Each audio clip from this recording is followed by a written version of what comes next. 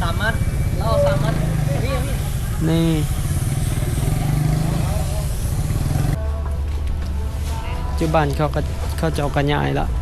เพราะว่าเขาจะมีโครงการแต่บอลเอื้อนทรงเก่าแบบเอื้อนทรงแบบคืออยู่หลวงพระบางสบายดีกันเบิดทุกคนกับบรรยากาศค่ำๆช่วงแรงๆแบบนี้6 โมง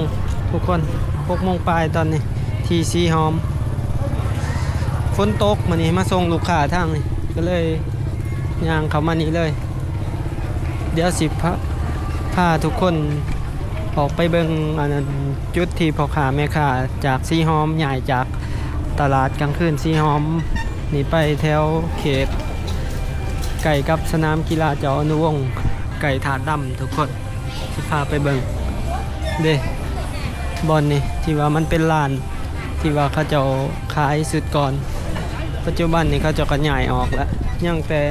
ห่านที่ขายตามแคมทางเลยทุกคนบัดนี้ยังแต่ห่านขายตามแคมทางทั้งในก็ถือว่าเขาจะใหญ่ออกครับเดี๋ยวพาทุกคนไปเบิ่งวางเป่าแล้วบรรยากาศกับคนกับสิน้อยกว่าเก่าวันนี้เขากะชีแบ่งไปโซนนั่นแน่ห่างจากบอนนี่นะจะประมาณ300 เมตรนี่แหละห่างจากจุดเก่าสำหรับบอนที่เขาเจ้าย้ายไปนี่เนาะสุดก่อนเขาเจ้าค้ายอยู่นี่ก็เป็นดินบกวางนะบอนนี่ก็กวางอยู่ประม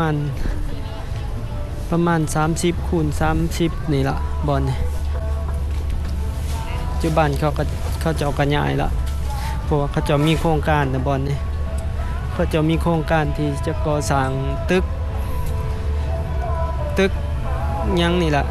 ได้ยินเขาจะว่าจะก่อสร้างประมาณ8-9 สั้น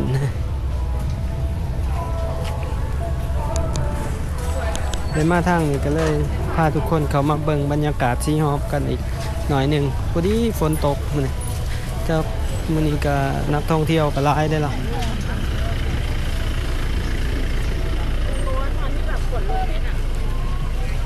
นักท่องเที่ยวจากไทยหลายมื้อนี้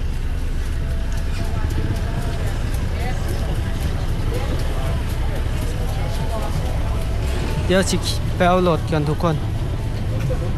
ก็สิพายางอยู่ประมาณนี้เบิ่งบรรยากาศสีหอมมื้อนี้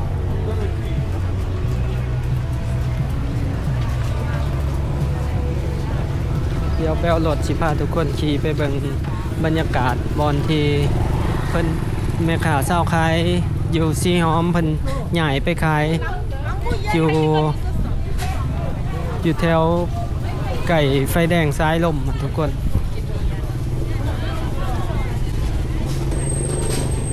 บรรยากาศดี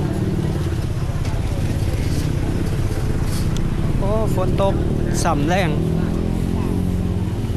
เปียกก็ฉันมาส่งลูกค้าอยู่นี่พูนเท่ายางไปทางนี่ก็ได้ยางถ้าเขาสิยางไปทางประมาณ200 ปลายเมตรนี่แหละยางไปทางโอ้ซูซีเป็นตาแสบเลย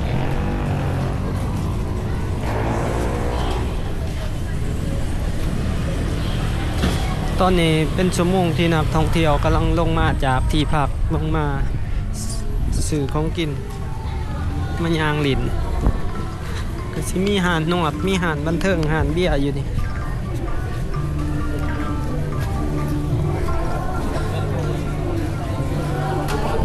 เดี๋ยวเราสิพาทุกคนไปดูฮัลโหล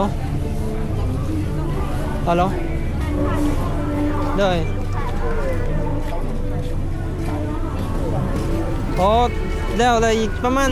ชั่วโมงนึงเด้อค่อยเขาไปพอดีว่าออกมาเวียกนอกหน่อยนึง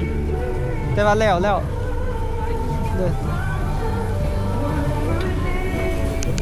อเพราะว่าโทรศัพท์เจ้ามันก็ล็อกได้มันล็อกฮอดอันนั้นน่าจะอีกประมาณ3-4น่าจะประมาณ9 โมงมันจังให้ปลดล็อกหั่นนะเพราะว่าทุกคนขี่รถ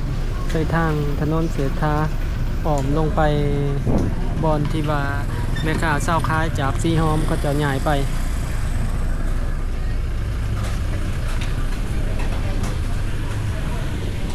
ทางนี่จะแคบขนาดตึกแถวนี่มันบ่มีสันใต้ดินจอดรถนะมันเฮ็ดให้ผู้ที่มีรถต้องได้จอดอยู่แคมทางนะบรรยากาศมัน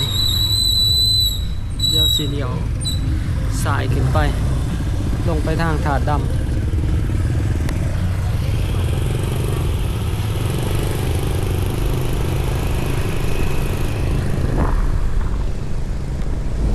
โอ้ยฝนตกซุ่มซื่นทุกคน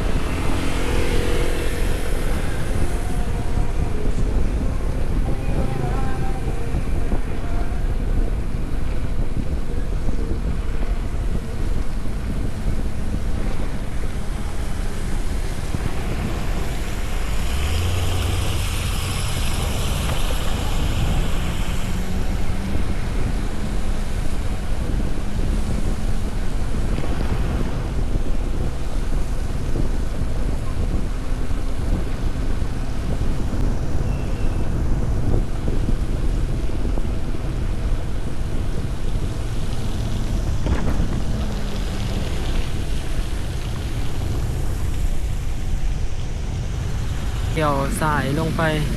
ทางนี้ทุกคน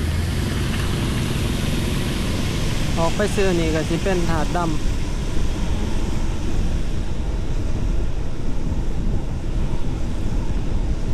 จะสิพาทุกคนเขาไปทางหอมสนามกีฬาเจ้าอนุวงศ์หลังทางหนาสนามกีฬาเจ้าอนุวงศ์มันสิมีหอมหน่อยๆเขาไป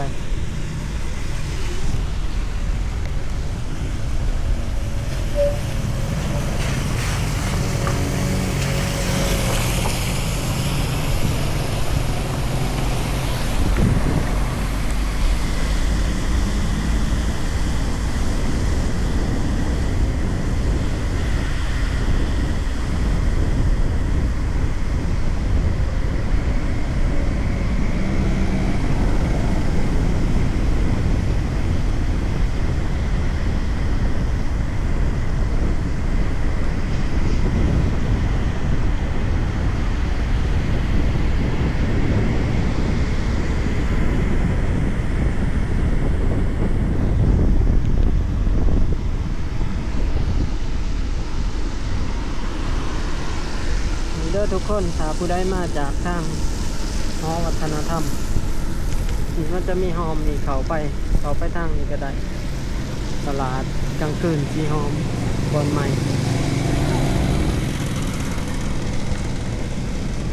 พาทุกคนเขาทาง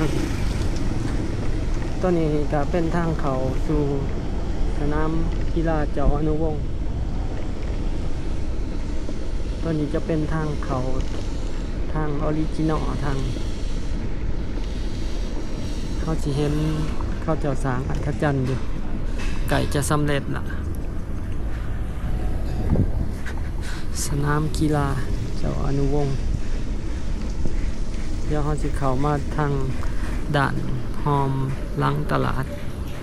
หอมนี่ก็สิมีห้องแฮมหลายมีห้องแฮมมีอพาร์ตเมนต์นี่เดี๋ยวมาหอมดีทุกคน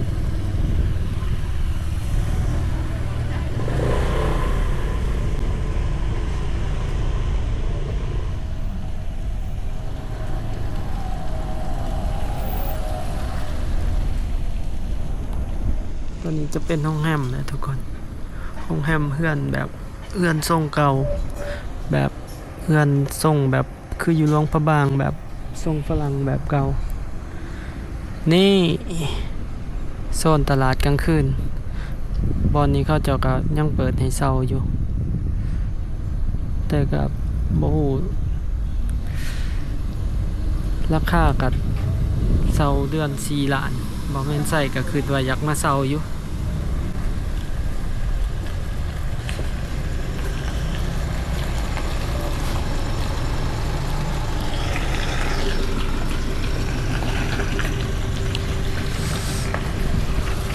ตอนนี้ก็ยังบ่ทันเป็นระเบียบรถยังออกเขาๆอยู่เขาเจะยังบ่ทันจัดระเบียบบอนจอดรถจอดล่างก็ยังมีรถเข้ามานี่ก็มีห้างห้านที่ว่าเขาเจ้าเขามาขายอยู่นี่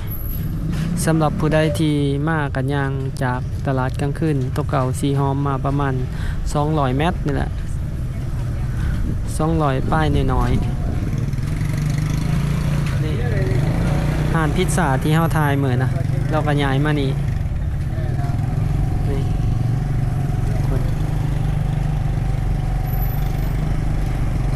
ยังทั้งในที่ยังวางคนก็ยังบ่ทันหลายปานใดแต่มันจะเป็นหอมเดียวถ้าว่าเขาเจ้าขาย3 มัดเราเอา3 มัดนี่ นี่อ่านที่ว่า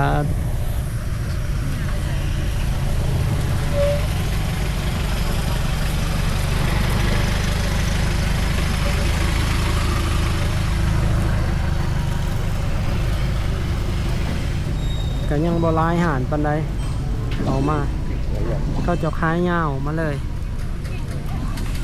ต้องได้ตบแต่งหลายอย่างอยู่ทุกคนต้องได้ตบแต่งฟืนไฟนี่สำหรับผู้ใดสิจะย่างมาจากหอมสีหอมก็ย่างมาจากหอมนี่เด้อซื่อๆมา200 เมตรนี่ก็มาฮอดนี่200แนมเห็นกันกับตลาดเก่า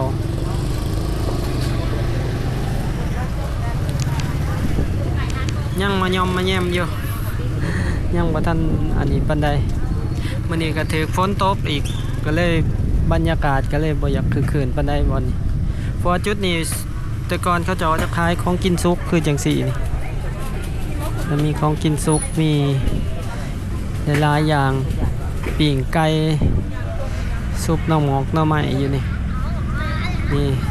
เดี๋ยวมานี่ก็เดี๋ยวครัวนี่ก็เป็นไฟแดงสายลม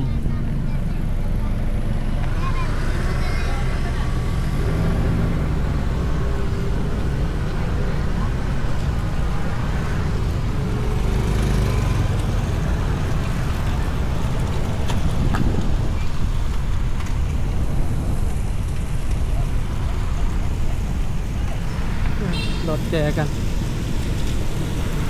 ก่อนมาทางนี้ก็จะเป็นสนามกีฬาเจ้าอนุวงศ์วงเฮียนมอปลายถนนซ้ายล่มนะทุกคนก่อน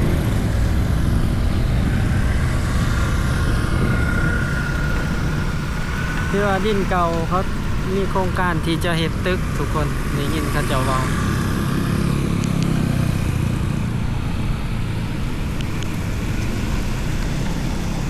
ถือว่าบอนเซาใหม่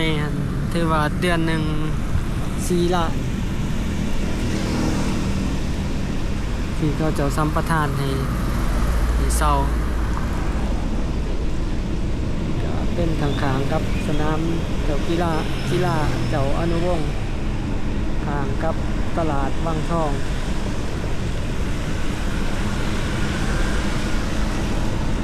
บรรยากาศของมื้อนี้เด้อทุกคนตอนนี้เวลา 7 โมงแล้วก็ที่นี่อยู่ประมาณนี้ทุกคนสำหรับในคลิปนี้ถ้าผู้ใดมักคลิปนี้ก็อย่าลืมกดไลค์กดแชร์กด Subscribe ให้เด้อทุกคนเพื่อเป็นกำลังใจให้กัน